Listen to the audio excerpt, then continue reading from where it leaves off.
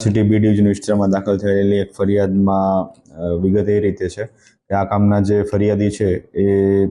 ત્યાં વોરાના હજીરા પાસે આવેલા પુલ પાસેથી પોતાના એક્ટિવા ટુ વ્હીલર ઉપરથી પસાર થતા હતા. એ દરમિયાન આ કામના જે આરોપીઓ છે તે પોતાના બાઇક પર આવી